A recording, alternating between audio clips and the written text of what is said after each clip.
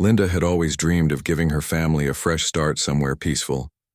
After years of city noise and cramped apartments, the 40-acre ranch outside the small town of Cedar Valley felt like a miracle.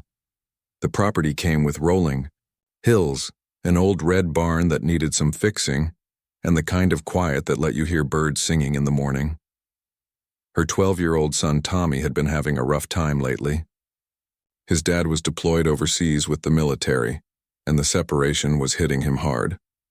Tommy used to be the kid who laughed at everything and made friends easily. Now he barely spoke at dinner and spent most of his time alone in his room, staring out the window with worried eyes that seemed too old for his face. The move to the ranch was supposed to help. Linda thought maybe having space to run around and fresh air to breathe would bring back the happy kid she remembered. For the first few weeks, it seemed to work. Tommy explored every corner of the property, climbed trees he'd never seen in the city, and even started talking more at breakfast. Then one rainy Tuesday morning, everything changed. Linda was making coffee when she heard Tommy calling from outside. His voice was different, excited but worried at the same time. She rushed to the back porch and found him standing by the old fence that separated their property from the neighbor's land. There, huddled under a broken shelter, was the smallest horse Linda had ever seen. The poor thing was soaking wet, with ribs showing through a coat that should have been shiny brown but looked dull and patchy. Its eyes were scared, and it kept looking around like it expected someone to hurt it. "Mom, look at him," Tommy whispered, not wanting to scare the tiny horse. "He's all alone and hungry. Can we help him?" Linda's heart broke looking at the animal. She'd grown up around horses and knew this one was in bad shape. After some asking around town, she learned the horse belonged to their neighbor, Mr. Peterson, who'd been struggling with his health and couldn't take care of his animals anymore. The miniature horse, who Tommy immediately named Buddy, had been living on scraps and rainwater for weeks. Mr. Peterson was relieved when Linda offered to take Buddy. "He's a good little horse," the old man said with tears in his eyes. "Just needs someone who can give him the love he deserves." From the moment Buddy came to live with them, something magical happened to Tommy. The quiet, worried boy who barely smiled started spending every free moment with the miniature horse. He'd wake up early to feed Buddy, brush his coat until it shined, and talk to him about everything: school, friends, missing his dad, dreams about the future. Buddy seemed to understand. The scared little horse slowly became confident and playful. He'd follow Tommy around the property like a loyal dog, and sometimes Linda would catch them both napping together under the big oak tree by the pond. Tommy started researching everything about miniature horses. He learned they were smart and could be trained just like big horses. Soon he was teaching Buddy simple tricks: how to shake hands with his tiny hoof, how to bow, and even how to paint pictures by holding a brush in his mouth. The whole training process became Tommy's daily routine, and for the first time since his dad left, he seemed truly happy. Linda watched her son transform back into the cheerful kid she remembered. Tommy's teacher called to say his grades were improving. He started making friends with other kids at school, telling them stories about his amazing miniature horse. Even his video calls with his dad overseas became more upbeat as Tommy excitedly showed off Buddy's new tricks. The ranch felt like paradise. Tommy and Buddy would spend hours in the back pasture, the furthest part of their property where wildflowers grew and a small creek ran through the land. It was their special place where Tommy felt safe enough to talk about missing his dad, and Buddy seemed to listen with those big, understanding eyes. But paradise never lasts forever. About 6 months after they moved to the ranch, construction crews arrived next door. The empty fields that used to surround their property were being turned into a fancy new neighborhood called Willowbrook Estates. Linda didn't mind at first. She figured having neighbors might be nice, and the construction noise would eventually stop. The first sign of trouble came when the houses were finished and people started moving in. The Homeowners Association president, a woman named Patricia who lived in the biggest house closest to Linda's ranch, made it very clear she wasn't happy about having a farm next to her pristine neighborhood. Patricia was the kind of person who measured her grass with a ruler and sent angry letters if her neighbors' mailboxes weren't the exact right shade of black. She had perfectly styled gray hair that never moved even in strong wind, and she wore the same disapproving expression whether she was talking to adults or children. The complaint started small. Patricia called the county office to report that Linda's rooster was crowing too early in the morning. She filed a noise violation when Tommy laughed too loudly while playing with Buddy in their own backyard. She even complained about the farm smell, though Linda's property was cleaner than most suburban yards. This used to be a nice, quiet area, Patricia told anyone who would listen. Now we have livestock making noise and creating odors. It's affecting our property values. Linda tried to be understanding. She knew some people weren't used to country life. She moved the chicken coop further from the property line and asked Tommy to keep his voice down when playing outside. But Patricia's complaints kept coming. The worst part was how Patricia looked at Tommy and Buddy.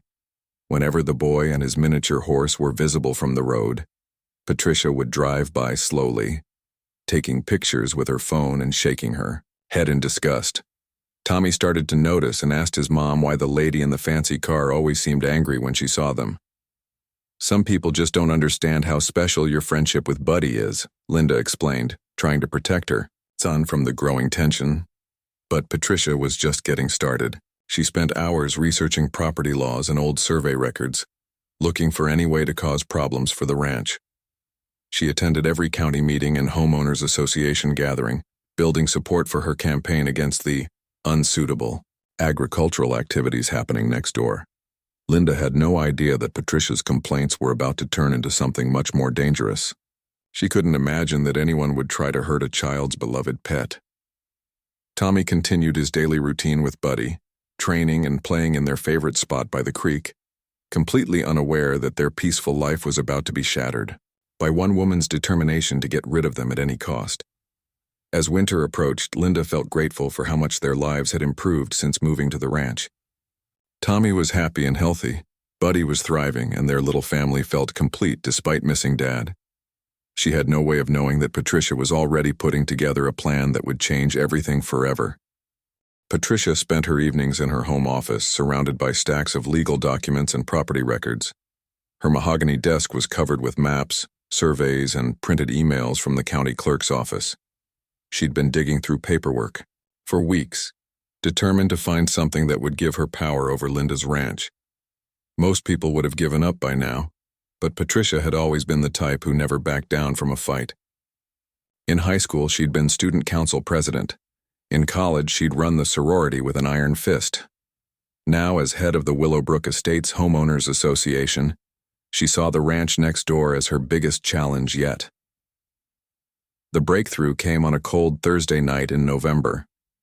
Patricia was reviewing the original property survey from when the subdivision was built, comparing it to the current county records. Her reading glasses reflected the glow of her computer screen as she zoomed in on a section of the map that showed the boundary between the subdivision and Linda's ranch. There it was. A small section of land about 2 acres wide that should have belonged to Linda's property was marked as part of the Willowbrook Estates in the original survey. Patricia's heart raced as she realized what this meant. According to the paperwork, a strip of Linda's back pasture, the exact area where Tommy and Buddy spent most of their time, technically belonged to the Homeowners Association. Patricia knew this was probably just a mistake made by the surveyors years ago. The county records clearly showed that Linda owned all 40 acres of her ranch, and the family had been using that land for months without anyone questioning it. But Patricia also knew that legal mistakes like this could be very useful if you knew how to use them. She printed out every document she could find and spent the weekend researching property law. The more she learned, the more excited she became. Even if the survey was wrong, the HOA could still claim rights to the land while the dispute was being resolved, and resolving property disputes could take months, sometimes years. But Patricia needed more than just a legal claim. She needed a reason to actually use the land that would make Linda's life miserable. That's when she remembered her brother-in-law, Dave. Dave was married to Patricia's younger sister and had been complaining for months about how hard it was to find good hunting spots. All the rural areas around their town were being developed, and the remaining hunting grounds were either too crowded or too expensive. Dave was an avid hunter who spent every weekend during deer season searching for the perfect place to hunt. Patricia had never liked Dave much. He was loud, drove a pickup, truck that needed a muffler, and always showed up to family gatherings wearing camouflage. But now, his hobby gave her exactly what she needed, a legitimate reason to claim the disputed land. On Monday morning, Patricia called Dave with a proposition. "How would you like to have your own private hunting spot?" she asked. "No crowds, no competition, and completely free." Dave was immediately interested. "Where are you talking about?" "There's a piece of land behind the subdivision that belongs to the HOA," Patricia explained, carefully avoiding the fact that Linda's family had been using it for months. "It's perfect for deer hunting. Lots of trees, a creek running through it, and I haven't seen any other hunters there." Dave drove out that afternoon to look at the land. Patricia walked him around the property line, pointing out the good spots for tree stands and the animal trails that led down to the creek.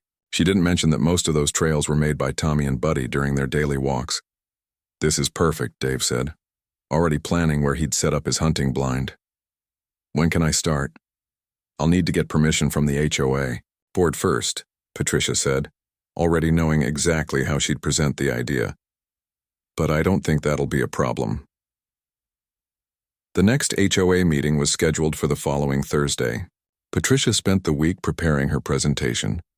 She created a slideshow about maximizing the recreational value of HOA property and researched statistics about how outdoor activities could increase property values in suburban neighborhoods. On Thursday night, 17 homeowners showed up to the meeting in the community center. Most of them were there because Patricia had sent out flyers promising to discuss new recreational opportunities for the neighborhood. Patricia started her presentation by showing aerial photos of the subdivision and the surrounding area. "As you can see," she said, pointing to the disputed land, "we have a beautiful piece of natural property that's currently going unused. I propose we open this area for recreational activities that our homeowners can enjoy." Mrs. Chen, who lived 3 houses down from Patricia, raised her hand. "What kind of recreational activities?" "Hiking, nature photography, bird watching," Patricia said smoothly. "And for those who are interested, hunting during the appropriate seasons." Mr. Rodriguez, a newer resident, looked confused. "I thought that land belonged to the ranch next door. I've seen the woman's son playing there with his horse." Patricia was ready for this question. She pulled up the survey documents on her laptop and projected them onto the wall. According to the original property survey, this land was designated as part of Willowbrook Estates. I've researched the county records extensively, and while there may be some confusion about the boundaries, the HOA has a legal claim to this property. She didn't mention that the county's current record showed Linda as the rightful owner. She didn't mention that the survey was likely wrong. She just focused on the legal technicality that gave her what she wanted. "I've already spoken with my brother-in-law, who's an experienced hunter," Patricia continued. "He's offered to help manage the hunting activities and make sure everything is done safely and legally." The room buzzed with quiet conversations. Some residents seemed excited about the idea, while others looked uncertain. Patricia could see she needed to push harder. "This is about more than just recreation," she said, her voice taking on a more serious tone. "It's about protecting our property values and maintaining the character of our neighborhood. We can't allow agricultural activities to expand into areas that rightfully belong to our community." The vote was close.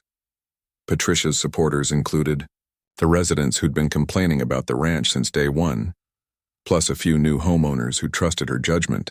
The opposition included people who felt uncomfortable about the potential conflict with Linda's family, plus a few who just didn't want hunters in their neighborhood. In the end, the motion passed by a single vote. 9 in favor, 8 against. Patricia tried to hide her satisfaction as she recorded the results in the meeting minutes. "I'll contact the county clerk's office tomorrow to file our claim," she announced. "And I'll work with Dave to establish hunting guidelines that prioritize safety and respect for the surrounding properties." After the meeting, several residents approached Patricia with concerns. "Are you sure this won't cause problems with the family next door?" asked Mrs. Chen. "They seem like nice people, and their son loves that little horse." Patricia's expression hardened. "This is about following the law and protecting our rights as homeowners. If they have a problem with our legal use of HOA property, they can take it up with the courts." What the other residents didn't know was that Patricia had already prepared the paperwork to file the land claim. She'd also given Dave permission to start hunting the very next weekend, before Linda would even know about the dispute. As Patricia drove home that night, she felt a surge of victory. Soon, Linda would receive a certified letter informing her that the HOA was claiming part of her property. The legal battle would be expensive and time-consuming. And in the meantime, Dave would be hunting in the exact spot where Tommy and Buddy spent their mornings together. Patricia told herself she was just standing up for homeowners' rights. But deep down, she knew this was really about winning. She'd found a way to disrupt the peaceful life next door, and she was going to use every legal tool at her disposal to make sure Linda's family understood who had the real power in this neighborhood. Linda was folding laundry on a peaceful Tuesday morning when she heard the mail truck pull up to her mailbox. She didn't think much of it until she saw the mail carrier walking up to her front door with a thick envelope that required her signature. The return address showed the law offices of Henderson and Associates, representing the Willowbrook Estates Homeowners Association. Her hands shook slightly as she opened the certified letter.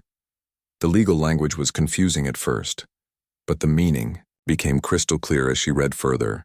The HOA was claiming ownership of a 2-acre strip of her property, including the back pasture where Tommy and Buddy spent most of their time together. Linda read the letter 3 times, hoping she'd misunderstood something. But there it was, in black and white. The Homeowners Association was demanding she stop using the disputed land immediately and threatening legal action if she didn't comply. They claimed the area had been mistakenly included in her property deed and that they had documentation proving the land rightfully belonged to the subdivision. Her first instinct was to call her lawyer, but the legal fees alone would cost thousands of dollars she didn't have. Her husband's military pay was steady, but not enough to cover a lengthy court battle. Linda felt trapped and scared as she realized this could drag on for months. That afternoon, she drove to Patricia's house to try to resolve the situation peacefully. Patricia answered the door wearing a crisp white blouse and that same disapproving expression Linda had seen so many times before. "I got your letter," Linda said, trying to keep her voice calm. "I think there's been some kind of mistake. My family has been using that land for months and my property deed clearly shows I own those 40 acres. Patricia crossed her arms and leaned against her doorframe. "Property deeds can be wrong, Linda. The original survey shows that land belongs to Willowbrook Estates. We've done our research." "Look, I understand there might be some confusion with the paperwork," Linda continued, "but my son trains his miniature horse in that pasture every single day. It's become such an important part of his routine, especially with his father deployed overseas. Can't we work something out while we figure out who actually owns the land?" Patricia's expression didn't soften at all. "That's exactly the problem. You've been letting livestock roam on property that doesn't belong to you. The HOA has voted to use that land for recreational activities, and we can't have animals interfering with our plans." "What kind of recreational activities?" Linda asked, though she was getting a bad feeling about where this conversation was heading. "We've given permission for hunting during the appropriate seasons," Patricia said matter-of-factly. "My brother-in-law will be managing the hunting activities to ensure everything is done safely and legally." Linda felt like she'd been punched in the stomach. "Hunting? You're going to allow hunting in the area where my 12-year-old son plays with his horse? If you're concerned about safety, then you should keep your son and your animals on your own property," Patricia replied coldly. Linda's composure finally cracked. "That is my property. And even if there's some dispute about the boundaries, how can you possibly think it's safe to have hunters in an area where a child and his pet spend time every day?" Patricia stepped back and started to close her door. "This conversation is over. If you have legal concerns about the property boundaries, you can take it up with the courts. In the meantime, the HOA will be exercising our rights to use our land as we see fit." The door slammed shut, leaving Linda standing on the porch, in shock. She'd expected Patricia to be difficult, but she hadn't imagined the woman would be so completely unwilling to consider Tommy's safety. Over the next few days, Linda tried reaching out to other members of the HOA board. She called Mrs. Chen, who had seemed sympathetic during neighborhood interactions but got only an apologetic response. "I'm sorry, Linda, but Patricia says we can't override the board's decision without calling another meeting," Mrs. Chen explained. "And Patricia controls the meeting schedule." Linda tried calling Mr. Rodriguez, who had questioned the land claim during the original vote. He was more helpful, but ultimately just as powerless. "I voted against the hunting idea," he admitted. "It seemed like trouble waiting to happen. But Patricia has convinced enough people that this is about property rights and legal issues. She says if we don't enforce our claim to the land, we could lose it permanently." Linda realized that Patricia had expertly positioned the issue as a legal matter rather than a safety concern. The other board members were afraid of making the wrong decision and potentially costing the HOA money in legal fees. Desperate to protect Tommy and Buddy, Linda decided to take matters into her own hands. She drove to the hardware store and bought the brightest orange safety fencing she could find, along with several large signs that read, "Caution, livestock present, and no hunting, children and animals in area." She spent the entire weekend installing the safety barriers around the disputed area. The orange fencing was visible from hundreds of yards away, and she placed the warning signs at every possible entrance to the pasture. If hunters were going to use the area, she was going to make absolutely sure they knew Tommy and Buddy were there. Linda also contacted the county sheriff's office, hoping they could help mediate the situation. Deputy Wilson listened patiently to her concerns but delivered disappointing news. "Ma'am, I understand your worry about your son's safety," he said. "But if there's a legitimate property dispute, we can't prevent people from accessing land if they have permission from what might be the rightful owner. Your best bet is to resolve the ownership question through the courts." "But what about the safety issue?" Linda pressed. "Surely there's something illegal about hunting in an area where children play. If the hunters have proper licenses and permission to hunt the land, and if they're following all safety regulations, then it's not a criminal matter," Deputy Wilson explained. "I'd suggest keeping your son away from the disputed area until this gets sorted out." Linda felt defeated. Everyone kept telling her the same thing: resolve it through the courts, which would take months and cost money she didn't have. In the meantime, she was supposed to keep Tommy away from the place that had become his sanctuary. That evening, she sat Tommy down for one of the hardest conversations of her life. She explained that there was a disagreement about who owned part of their property, and that until it was resolved, they needed to keep Buddy in the smaller pasture near the house. Tommy's face fell. "But Mom, that's where we do all our training. Buddy needs the creek for water and he loves running in the big field. Why can't we use our own land?" Linda struggled to find words that would make sense to a 12-year-old. "Sometimes adults have disagreements about important things, and until they work it out, we have to be extra careful to keep you and Buddy safe." "Is this because of that angry lady who drives by and takes pictures of us?" Tommy asked. Linda was surprised by how much her son had noticed. "Partly, yes, but don't worry. We'll figure this out." For the next 2 weeks, Linda kept Tommy and Buddy confined to the smaller fenced area closer to the house. She watched her son's mood change as his daily routine was disrupted. Buddy seemed confused and restless, pacing along the fence line and whinnying toward the larger pasture where he used to run free. The orange safety fencing remained untouched, and Linda began to hope that maybe the hunters had decided to find somewhere else to hunt. Perhaps Patricia's brother-in-law had seen the warnings and realized it would be too dangerous to hunt in an area where a child played. But Linda's hope was about to be shattered. She had no idea that Dave had been scouting the area for days, planning exactly where he'd set up his hunting blind. He'd seen the orange fencing and the warning signs, but Patricia had convinced him they were just Linda's attempt to scare hunters away from HOA property. Patricia had told Dave that Linda was being dramatic and trying to intimidate the rightful owners of the land. She'd assured him that the woman's son rarely went to that part of the property anymore, especially early in the morning when hunting was best. As deer season approached, Linda grew more anxious. She'd done everything she could think of to prevent a dangerous situation, but she couldn't shake the feeling that her family was running out of time. Tommy kept asking when they could go back to the big pasture, and Buddy seemed increasingly unhappy in his smaller enclosure. Linda had no way of knowing that in just a few days, Patricia's scheme would lead to a tragedy that would change their lives forever.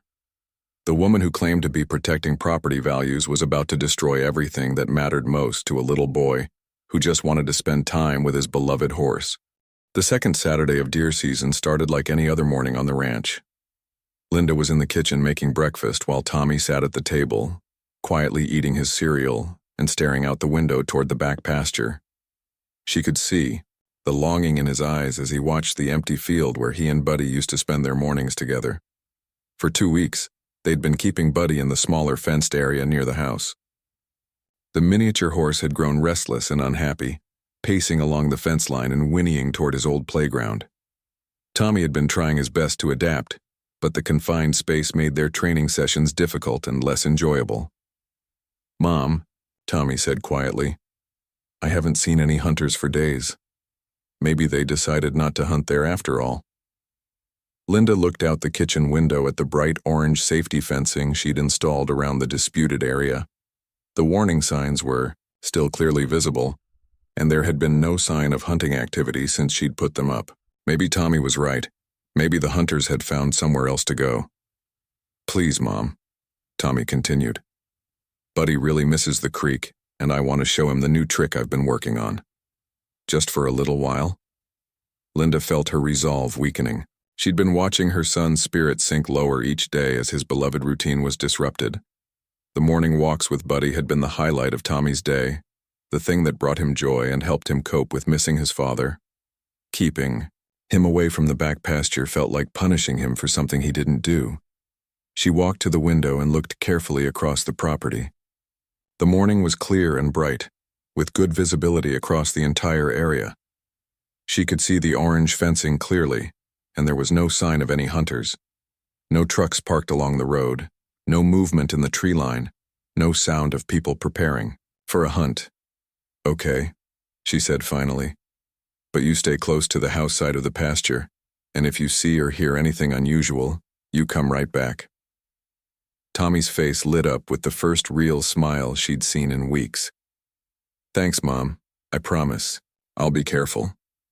Linda watched from the kitchen window as Tommy ran to get Buddy from the smaller pasture. The miniature horse seemed to understand immediately what was happening. His ears perked up, and he pranced excitedly as Tommy clipped the lead rope to his halter. The two of them walked together toward the back pasture past the orange safety fencing and warning signs. Linda could see Tommy talking to Buddy as they walked, probably explaining all the things they were going to do now that they were back in their favorite place. It was 7:30 in the morning, and the autumn air was crisp and clear. Linda poured herself a cup of coffee and settled at the kitchen table, where she could keep an eye on Tommy and Buddy through the window. She watched as they reached the creek, where Buddy immediately lowered his head for a long drink of the fresh water he'd been missing. Tommy pulled out a small apple from his pocket and held it, while Buddy performed one of his trained tricks, bowing his head and lifting one front hoof in a perfect greeting. Linda smiled as she watched her son's happiness return. This was what Tommy needed: time with his beloved horse in the place where they both felt most at peace. What Linda didn't know was that Dave had been in the woods since before sunrise. He'd parked his truck a quarter-mile away and walked through the forest in the darkness, carrying his hunting rifle and a small folding chair. He'd set up his position in a cluster of trees about 50 yards from the creek, downwind from where deer typically came to drink in the early morning. Dave had seen Linda's orange fencing and warning signs, but Patricia had convinced him they were just scare tactics. "She's trying to intimidate us into giving up our legal rights to the property," Patricia had told him. "Don't let her bullying work." As he sat in his hunting blind, Dave was focused on the deer trail that led down to the creek. He'd been hunting for 20 years and knew that deer were most active in the early morning hours. His rifle was loaded and ready, and he was scanning the tree line for any movement. At 7:43 a.m., Dave saw movement near the creek. Through his rifle scope, he could make out a brown shape moving between the trees. It was smaller than a typical deer, but in the early morning light and shadows it looked like it could be a young deer or a doe. Dave had been sitting motionless for over an hour, and his legs were stiff from the cold morning air. He was eager to make his shot and didn't take the time to get a clear view of his target. The brown shape was moving. It was about the right size, and it was in the area where he expected to see deer. He aimed carefully and squeezed the trigger. The gunshot echoed across the valley like thunder. Linda's coffee cup slipped from her hands and crashed to the floor as she jumped up from the kitchen table. Her heart was pounding as she looked out the window toward the back pasture. At first, she couldn't see Tommy or Buddy. Then she heard the sound that would haunt her dreams for years to come. Tommy's voice, screaming in terror and heartbreak. Linda ran outside faster than she'd ever run in her life. She could see Tommy now, kneeling beside the creek, his small body shaking as he cradled Buddy's head in his lap.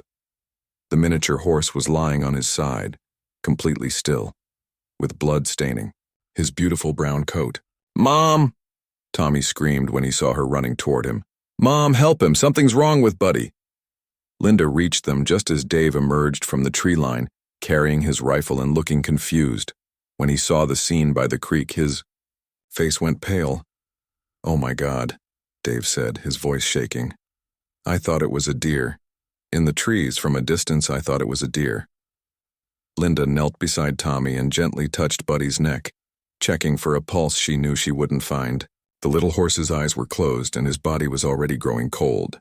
The single gunshot had been fatal. "You killed him," Tommy sobbed, his voice breaking. "You killed Buddy." Dave stood frozen, his rifle hanging loose in his hands. "I'm sorry, I'm so sorry. I had permission to hunt here. I thought it was a deer. I never would have shot if I'd known it was a horse." Linda pulled Tommy close to her chest, trying to shield him from the sight of his beloved companion.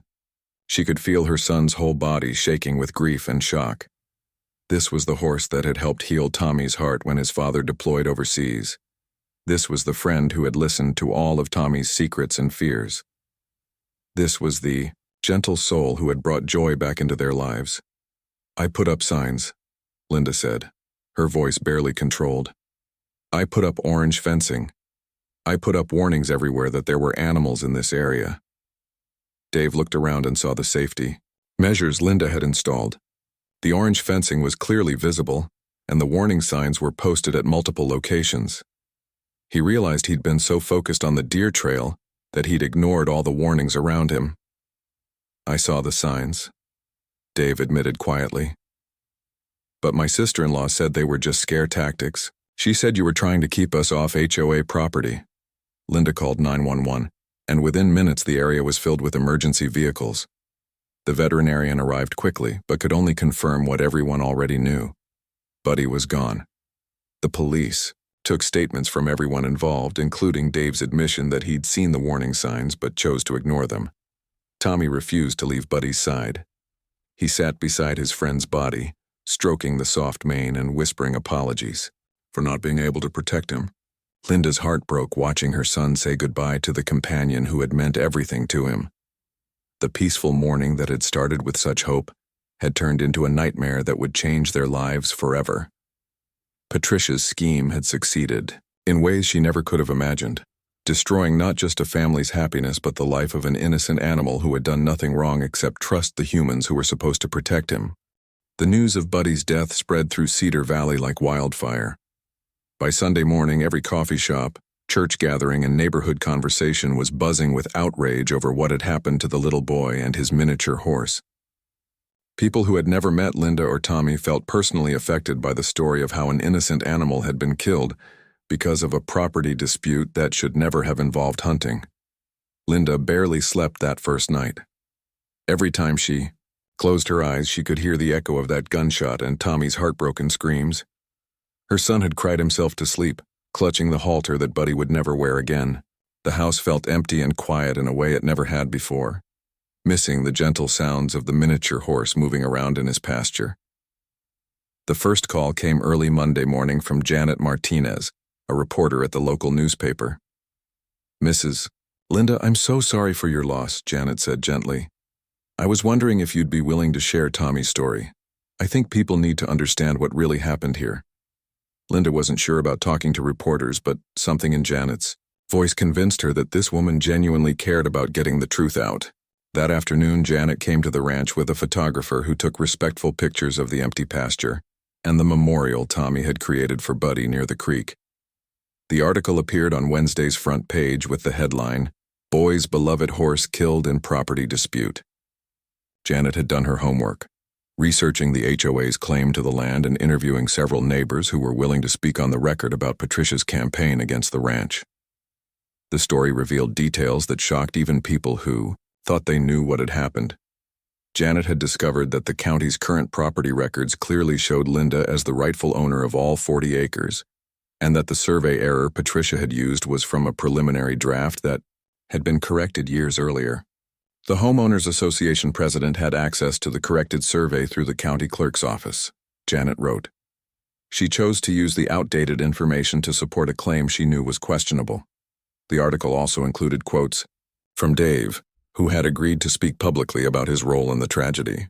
"I was told by my sister-in-law that the warning signs were just scare tactics," he admitted. "I was told the family rarely used that part of the property.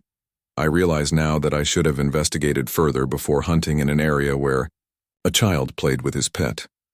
By Thursday, the story had been picked up by regional newspapers and local television stations. A news crew from the state capitol drove out to interview Linda and Tommy, though Linda made sure to protect her son's privacy by limiting what questions he had to answer. The media attention brought unexpected support from across the region. People began showing up at the ranch with flowers, cards, and donations. A local feed store owner delivered a truck full of hay and grain, saying it was the least he could do for a family going through such a difficult time. But the real pressure started building on the Willowbrook Estates HOA. Board members who had voted for Patricia's hunting proposal found themselves facing angry neighbors who demanded to know how they could have approved such a dangerous plan. Mrs. Chen was the first to break ranks. She called Linda on Friday morning to apologize personally and to share information that would prove crucial to the legal case building against Patricia. "I never would have voted for hunting if I'd known the truth about the property ownership," Mrs. Chen said. "Patricia showed us documents that made it look like the HOA had a clear legal claim. She never told us that the county records showed you as the rightful owner." Mr. Rodriguez also came forward with recordings he'd made of HOA board meetings, including the original vote that had authorized hunting on the disputed land. The recordings clearly showed Patricia presenting misleading information to influence the vote. On Monday of the following week, the district attorney's office announced they were opening a criminal investigation into the circumstances surrounding Buddy's death. Dave was charged with reckless endangerment and destruction of property for hunting in an area where he knew children and animals were present. But the bigger target was Patricia. The investigation revealed that she had deliberately misrepresented property ownership information to the HOA board and had given hunting permission for land she knew belonged to Linda's family. Fraud charges were filed against her, along with additional charges related to the endangerment of a minor. The legal proceedings moved quickly, helped by the clear evidence of Patricia's deception and the public pressure for justice. Local residents organized a recall petition to remove Patricia from the HOA board, gathering more signatures than needed in just 3 days. Patricia tried to defend herself by claiming she was just protecting homeowners' rights and property values. But the evidence against her was overwhelming, and even her supporters on the HOA board began distancing themselves from her actions. The civil lawsuit that followed was handled by a lawyer who agreed to work on contingency, meaning Linda wouldn't have to pay legal fees unless they won the case. The lawyer, Mike Thompson, had grown up on a farm and understood the special bond between children and their animals. "This isn't just about property disputes or hunting accidents," Mike explained to the jury during the trial. "This is about a woman who was so determined to win a petty neighborhood conflict that she was willing to put a child's life at risk." The trial revealed the full extent of Patricia's scheming. Email records showed she had been planning the hunting strategy for weeks, specifically targeting the area where she knew Tommy played with Buddy. She had ignored multiple warnings about safety concerns and had deliberately misled both the HOA board and her brother-in-law about the risks involved. Tommy had to testify about his relationship with Buddy, describing how the miniature horse had helped him cope with his father's deployment, and how their daily training sessions had become the most important part of his day. The courtroom was silent as the 12-year-old boy explained how Buddy had been more than just a pet. He had been his best friend and emotional support animal. The jury deliberated for less than 2 hours before returning a verdict in favor of Linda's family. The financial settlement was substantial, covering not only the value of Buddy but also compensation for Tommy's emotional trauma and the family's legal expenses. More importantly, the settlement required Patricia to personally pay for grief counseling for Tommy and to establish a memorial fund in Buddy's name that would help other children in need of therapy animals. Patricia was ultimately sentenced to community service and probation for the fraud charges, though she and her husband moved away from Willowbrook Estates within months of the trial's conclusion. Dave received a lighter sentence but lost his hunting license for 5 years and was required to complete a comprehensive hunter safety course. The healing process for Tommy was slow and difficult. He struggled with nightmares and anxiety in the weeks following Buddy's death, and Linda worried that her cheerful, confident son might never fully recover from the trauma. But the community's support made a real difference. The local miniature horse rescue organization reached out to offer Tommy the chance to volunteer with their animals. At first, he wasn't ready to be around horses again, but gradually he began helping with feeding and basic care. 6 months after Buddy's death, Tommy met a young miniature horse named Hope, who had been rescued from a similar neglect situation. Hope was scared and withdrawn, much like Buddy had been when they first found him. Tommy began working with the rescue organization to help rehabilitate Hope, and slowly both the boy and the horse began to heal together. Eventually, Linda and Tommy decided to adopt Hope, giving her the same loving home that had transformed Buddy's life. The new miniature horse couldn't replace Buddy. Nothing ever could. But she gave Tommy a chance to honor his friend's memory by helping another animal in need. The memorial fund established in Buddy's name grew beyond anyone's expectations, eventually providing therapy animals for dozens of children dealing with trauma, anxiety, and family separations. Tommy became an advocate for the program, sharing his story to help other kids understand the healing power of the bond between children and animals. Linda often reflected on how a simple property dispute had spiraled into such tragedy, but also how the community's response had restored her faith in human kindness.